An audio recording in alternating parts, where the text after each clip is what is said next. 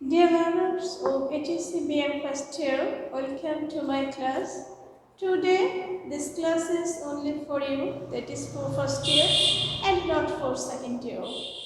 And the last two class, we had discussed about the sentence, its classification, the structure of tenses, and how to be transitive and intransitive verb, and some other example of tenses. And the both class was for you for first year and second year. But today my class is only for first year.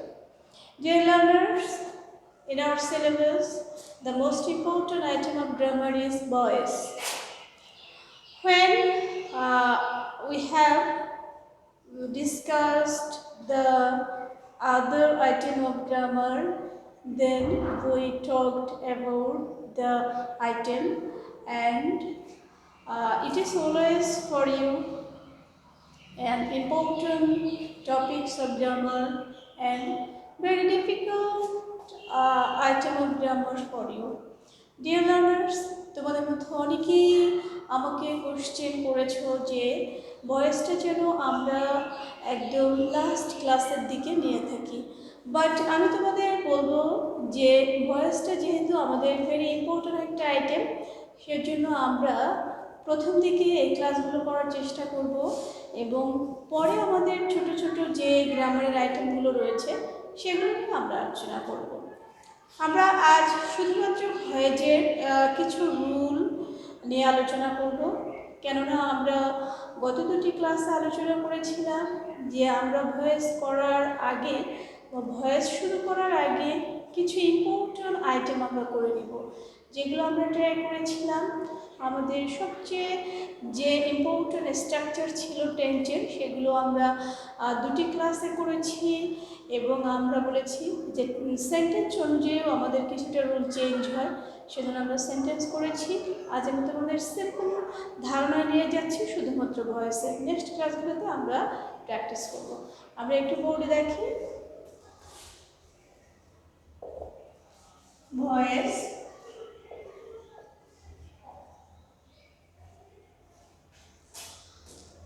আমরা কিন্তু আমাদের second টার্মেতে class 7 থেকে আমরা voice করা শুরু করেছি possibly. তো তোমাদের কাছে এটা কোনো নিউ আইটেম না, বাট তুমি প্রায় বলো যে ভয়েস এবং স্পিচ হচ্ছে একটু ডিফিকাল্ট, কেননা তোমরা তখন অন্য গ্রামারের রুলগুলো ইউজ করতে ভুলে যাও বা এলোমেলো করে ফেলো। এখন আমি তোমাদের বলছি যে ভয়েস শুরু করার আগে আমরা লাস্ট দুটো ক্লাসে যা করেছি, স্ট্রাকচার অফ টেন্স এবং সেন্টেন্স ইটস অ্যান্ড ক্লাসিফিকেশন কিছু structure and the rules of identifying the sentences, এই যে রুলগুলো আমরা শিখেছিলাম এগুলো যদি আমরা ক্লিয়ারলি মনে রাখি এবং এখন আমরা কতিপয় রুল যদি একটু খাতায় লিখে রাখি এবং সেগুলো যদি মনে রাখি, তাহলে ভয়েস খুব আমরা ইজিলি করতে পারবো। আমরা চলে যাচ্ছি ভয়েসের কিছু প্রাইমারি ধারণায়। আমরা জানি ভয়েসকে আমরা সাধারণত দুই ভাগে দেখি, একটি অ্যাক্টিভ এবং একটি হচ্ছে প্যাসিভ। আমরা প্রথমে একটু লিখে নিচ্ছি সিম্পলি অ্যাক্টিভ ভয়েস এবং হচ্ছে প্যাসিভ।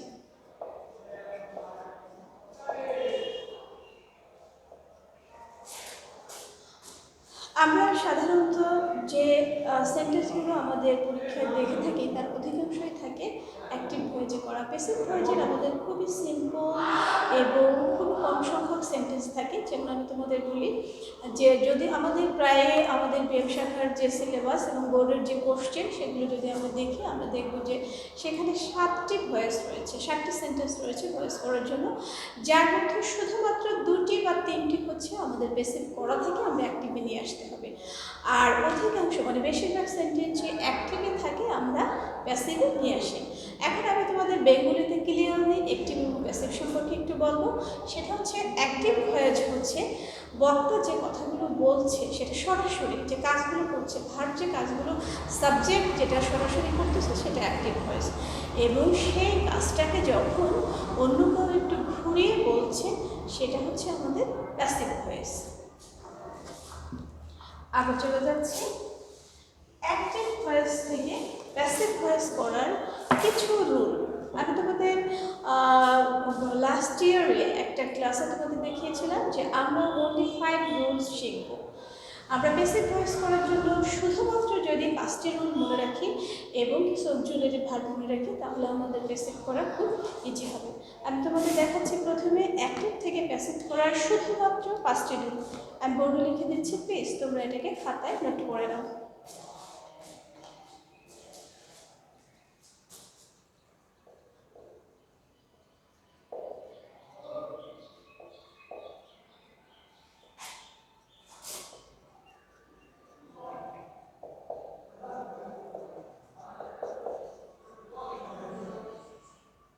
আমরা বেসিক ভয়েস করার জন্য 5টি রুল লিখে দিচ্ছি। নাম্বার 1,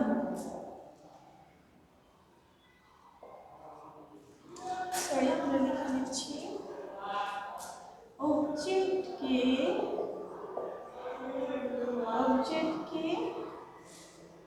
সাবজেক্ট করতে হবে। আমরা যখন আমাদের কোয়েশ্চেন পেপারে কোনো সেন্টেন্স দেখব যেখানে ব্র্যাকেটে আমাদের লেখা থাকবে প্যাসিভ, দ্যাট ইজ হচ্ছে আমাদের প্যাসিভ করতে হবে, তখন আমরা প্রথমেই সেন্টেন্সটির অবজেক্ট নির্ণয় করব।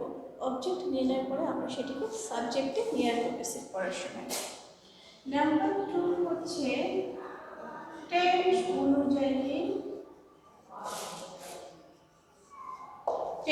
অনুযায়ী অক্সিলিয়ারি ভার্ব করতে হবে। অক্সিলিয়ারি ভার্ব বসে।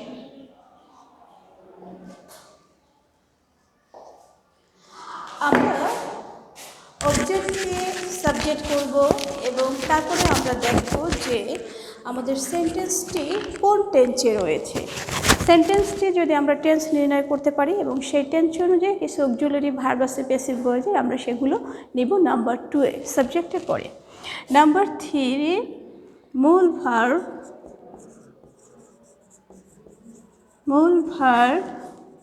সর্বদা 3 ফর্ম হবে। আমি আবার বলছি তোমাদের, প্লিজ খেয়াল করো, আমরা যখনই সেন্টেন্সটি দেখব, আমি আগেও তোমাদের বলেছি যে কোনো গ্রামারের আইটেমে আমরা যখন আনসার করব তখন কোশ্চেন পেপারের সেন্টেন্সটিকে আমরা প্রথমে ভালো করে পড়ে নিব এবং টেন্স নির্ণয় করব এবং ওই সেন্টেন্সটি কোন প্রকার সেন্টেন্স তাও নির্ণয় করে নেব, তাহলে আমরা খুব ইজিলি এটাকে সলভ করতে পারবো। নাম্বার 4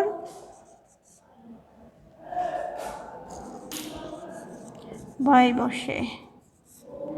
নাম্বার 5 সাবজেক্টকে অবজেক্ট করতে হবে।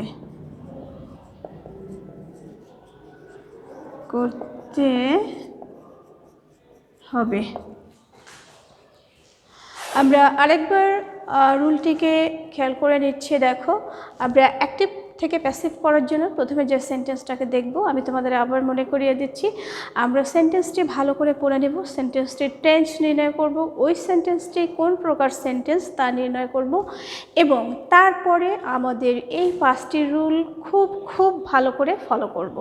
আমাদের ভয়েস করার জন্য খুবই সিম্পল রুল, শুধুমাত্র আমাদের টেন্সের স্ট্রাকচারগুলো ভালো করে মনে রাখতে হবে। যেমন আমরা প্রথমে বলেছি ওই সেন্টেন্সটির অবজেক্ট নির্ণয় করব, সেই অবজেক্টকে সাবজেক্ট করব, তারপরে টেন্স অনুযায়ী অক্সিলিয়ারি ভার্ব বসাবো। মূল ভার্ব সর্বদা 3 ফর্মে নিব। আমি তোমাদের বলছি 3 ফর্ম মিনস হচ্ছে পাস্ট পার্টিসিপল, যেটা আমরা টেন্সে শিখেছিলাম। এবং তারপরে বাই বসে, খুব সামান্য ক্ষেত্রে বাই বা উইথ বা অন্য কোনো প্রিপোজিশন হতে পারে, আমাদের অধিকাংশ ক্ষেত্রে বাই বসে, সেজন্য আমি তোমাদের বাই লিখে দিলাম। অ্যান্ড নাম্বার 5 হচ্ছে সাবজেক্টকে অবজেক্ট করতে হবে। এখন আমাদের নাম্বার 2তে যে রুলটি রয়েছে টেন্স অনুযায়ী অক্সিলিয়ারি ভার্ব বসাবো, এ সম্পর্কে আমরা এখন লিখে নেব। প্যাসিভ ভয়েস করার ক্ষেত্রে আমরা সাধারণ যে অক্সিলিয়ারি ভার্বগুলো চিনি সেগুলো নয়, শুধুমাত্র প্যাসিভের রুলের জন্য কিছু অক্সিলিয়ারি ভার্ব রয়েছে যেগুলো এখন আমরা দেখছি।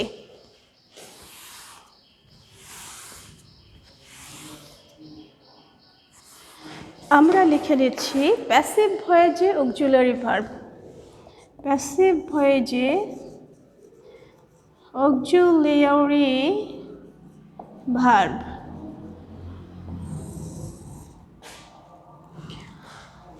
প্যাসিভ ভয়েসে অক্সিলারি ভার্ব লেখার পূর্বে আমাদের যে জিনিসটি খুব ভালো করে মনে রাখতে হবে, আমি তোমাদের আগেও বলেছি যে আমাদের শর্ট সিলেবাসের কারণে আমরা ক্লাসগুলো খুব শর্টলি নেওয়ার চেষ্টা করছি, এই জন্য অনেক বিস্তারিত আলোচনা হচ্ছে না। বাট যে রুলটি আলোচনা না করলেই নয় সেগুলো আমি তোমাদের আলোচনা করে দিচ্ছি। আমাদের মনে রাখতে হবে যে আমাদের যে 12টি টেন্স আমরা লাস্ট ক্লাসে শিখেছি সেখান থেকে শুধুমাত্র 9টি টেন্সে আমাদের প্যাসিভ ভয়েস করা যাবে, বাকি 3টি ভয়েসে প্যাসিভ ভয়েস করা সম্ভব নয়। এবং সেই 9টি টেন্স হচ্ছে প্রত্যেকটি টেন্সের শেষের টেন্সে প্যাসিভ ভয়েস হবে না।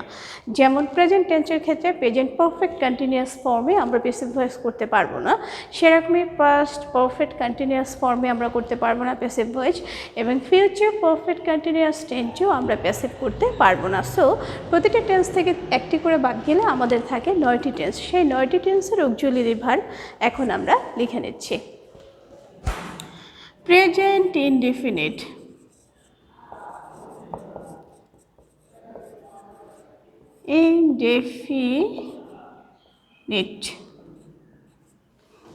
প্রেজেন্ট ইনডেফিনিট টেন্সে আমাদের প্যাসিভ করার জন্য যে অক্সিলারি ভার্বগুলো থাকবে সেগুলো হলো এম অথবা ইজ অথবা আর।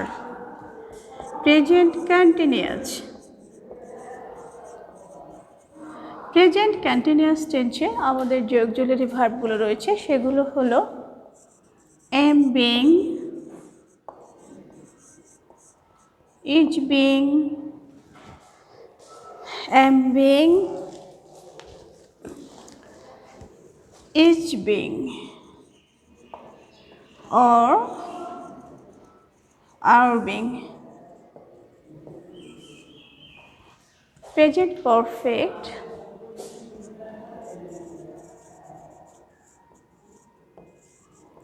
প্রেজেন্ট পারফেক্টে আমাদের রয়েছে have been বা has been। তোমাদেরকে একটু খেয়াল করতে হবে যে আমাদের এখানে রয়েছে am being, not been, BEING, কিন্তু পারফেক্ট ফর্মে রয়েছে have been, BEEN, have been বা হ্যাজ বিন। এখন আমরা চলে যাচ্ছি পাস্ট ফর্মে। পাস্ট টেন্সের ক্ষেত্রে আমাদের প্যাসিভ ভয়েস করার ক্ষেত্রে যে অক্সিলারি ভার্বগুলো রয়েছে দেখো, পাস্ট ইনডেফিনিট, পাস্ট কন্টিনিউয়াস এবং পাস্ট পারফেক্ট। পাস্ট ইনডেফিনিট আমাদের খুবই সিম্পল, আমরা টেন্স পড়ার ক্ষেত্রেও মনে করেছিলাম যে প্রতিটা টেন্সে যেমন মিল রয়েছে এখানেও প্যাসিভ করার ক্ষেত্রেও আমাদের কিন্তু সেরকমই অক্সিলারি ভার্বে অনেকটাই মিল রয়েছে। প্রেজেন্ট ইনডেফিনিটে ছিল এম ইজ আর, পাস্ট ইনডেফিনিটে আমাদের রয়েছে ওয়াজ বা ওয়ার। পাস্ট কন্টিনিউয়াসে আমাদের জন্য রয়েছে ওয়াজ বিং বা ওয়ার বিং, এবং পাস্ট পারফেক্টে রয়েছে শুধুমাত্র হ্যাড বিন। আমরা আবার একটু খেয়াল করে নিচ্ছি, দেখো যে আমরা যে টেন্সের স্ট্রাকচার করেছিলাম সেখানেও আমরা দেখেছি যে আমাদের অক্সিলারি ভার্বে কিছুটা চেঞ্জ এবং বাদবাকি আমাদের অনেকটাই মিল। এখানেও আমাদের প্যাসিভ ভয়েসের ক্ষেত্রে অক্সিলারি ভার্বে অনেকটাই আমাদের মিল থাকবে। আমাদের প্রেজেন্ট ইনডেফিনিটে ছিল এম ইজ আর, এখন পাস্ট আমাদের ইনডেফিনিটে রয়েছে ওয়াজ বা ওয়ার। প্রেজেন্ট কন্টিনিউয়াস ছিল এম বিং, ইজ বিং বা আর বিং, এখানেও আমাদের তেমন রয়েছে। পাস্ট কন্টিনিউয়াসে রয়েছে ওয়াজ বিং বা ওয়ার বিং। প্রেজেন্ট পারফেক্টে আমাদের ছিল হ্যাভ বিন বা হ্যাজ বিন, এখন আমাদের পাস্ট পারফেক্টে রয়েছে শুধুমাত্র হ্যাড বিন। এবার আমরা চলে যাচ্ছি আমাদের ফিউচার ফর্মে।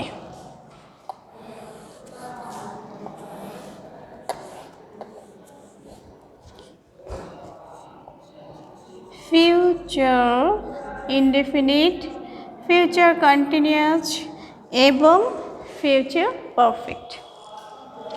ফিউচার ইনডেফিনিটে আমাদের জন্য রয়েছে শ্যাল বি বা উইল বি। ফিউচার কন্টিনিউয়াসে আমাদের রয়েছে শ্যাল বি বিং বা will be being. And future পারফেক্টে আমাদের জন্য রয়েছে শ্যাল হ্যাভ বিন বা will have been. Dear learners, আমি কিন্তু তোমাদের টেন্সের ক্লাসে এবং সেন্টেন্সের ক্লাসে অবশ্যই তোমাদেরকে বলেছিলাম যে তোমাদের যে জিনিসটা মনে রাখতে হবে প্রতিটা গ্রামারের আইটেমে যে আমাদের কোথায় মিল এবং কোথায় অমিল আমরা যদি কম্পেয়ার করতে পারি তাহলে আমাদের খুব তাড়াতাড়ি এটা মনে গেঁথে যায়। তেমনি আমি তোমাদের বলছি, দেখো এখানে প্যাসিভ ভয়েসের করার ক্ষেত্রে যে অক্সিলারি ভার্ব রয়েছে এগুলোতে অনেকটা মিল রয়েছে। দেখো আমাদের প্রেজেন্ট ইনডেফিনিট ছিল অ্যাম অথবা ইজ অথবা আর, পাস্ট ইনডেফিনিট আমাদের আসছে ওয়াজ বা ওয়ার। প্রেজেন্ট কন্টিনিউটা ছিল অ্যাম বিং, ইজ বিং বা আর বিং। পাস্ট কন্টিনিউতে রয়েছে ওয়াজ বিং বা ওয়ার বিং। প্রেজেন্ট পারফেক্টে ছিল আমাদের হ্যাভ বিন বা হ্যাজ বিন। তেমনি আমাদের পাস্ট পারফেক্টে রয়েছে শুধুমাত্র হ্যাড বিন এবং ফিউচার পারফেক্টে রয়েছে শ্যাল হ্যাভ বিন বা উইল হ্যাভ বিন। আমাদের ফিউচার ইনডেফিনিটে ছিল শ্যাল বি বা উইল বি। এখানে আমাদের শ্যাল বি বা উইল বি আছে কারণ আমাদের সাধারণ ফিউচার ইনডেফিনিট টেন্সের অক্সিলারি ভার্বই রয়েছে শ্যাল বা উইল। সেজন্য আমরা যখন প্যাসিভ করব তখন ওটার সাথে শ্যাল বি বা উইল বি এবং ফিউচার কন্টিনিউয়াসে রয়েছে শ্যাল বি বিং বা উইল বি বিং। তোমাদেরকে একটু খেয়াল করে এগুলো মনে রাখতে হবে যে প্রতিটা অক্সিলারি ভার্বের ফর্মটা কিভাবে রয়েছে। আমি তোমাদের আবারও বলবো যে ভয়েস করার জন্য আমাদের প্রথমে মনে রাখতে হবে যে এই আইটেমটি আমরা খুব তাড়াতাড়ি করতে পারবো এবং এটি খুব সহজ আইটেম। যখনই তোমরা কোনো গ্রামারের আইটেমকে আগে থেকেই মনে ধারণা রাখো যে এটি খুব জটিল হবে তখনই কিন্তু সেটি তোমাদের কাছে খুব জটিল মনে হয়। আসলে কিন্তু তা নয়। গ্রামারের প্রতিটা আইটেমগুলো যদি আমরা ধাপে ধাপে করি তখন এগুলিকে খুব ইজিলি আমরা সলভ করতে পারি। যেমনটি ধরো এখন তোমরা বুঝতে পারছো যে ভয়েস করার ক্ষেত্রে আমাদের অবশ্যই টেন্সের স্ট্রাকচারটি মনে রাখতে হবে এবং সেন্টেন্সের যে ক্লাসিফিকেশন রয়েছে সেন্টেন্স চেনার যে রুল আমি তোমাদের দিয়েছি সেগুলো মনে রাখতে হবে। সেই দুটি রুল মনে রেখে আজ আবার আমরা যে দুটি রুল করলাম এর দুটি রুল যদি আমরা অ্যাডজাস্ট করতে পারি এই চারটি রুল তখন প্যাসিভ করা আমাদের জন্য খুব খুব ইজি হবে। আর যে একটি বিষয় রয়েছে ছোটোখাটো কয়েকটি বিষয় সেটি আমি তোমাদের নেক্সট ক্লাসে আলোচনা করিয়ে দেবো। আমি শুধুমাত্র সেই রুলগুলো সংক্ষেপে বলছি। যেমন তোমাদের অবজেক্ট চিনতে হবে কারণ উইদাউট অবজেক্ট প্যাসিভ ভয়েস করা সম্ভব না। তোমাদের ছোট ছোট জিনিসগুলো শিখতে হবে, তোমাদের অবজেক্ট কোথায় আছে বা নেই এরকম করতে হবে। টেন্সের স্ট্রাকচারগুলো বারবার মনে রাখতে হবে এবং কতিপয় জিনিস তোমাদের আছে রেয়ার একটু সেগুলো আমরা পরে আলোচনা করব। এখন আজ আমরা এ পর্যন্তই আলোচনা করব। এর নেক্সট ক্লাসে আমরা আশা করি যে আমরা ভয়েসের কিছু এক্সাম্পল দিয়ে এক্সারসাইজ করতে পারবো। সে নাগাদ তোমরা সবাই ভালো থাকো, তোমরা স্বাস্থ্যবিধি মেনে চলো এবং যতটুকু সম্ভব তোমরা বাসায় স্টাডি করো। থ্যাংক ইউ সবাইকে।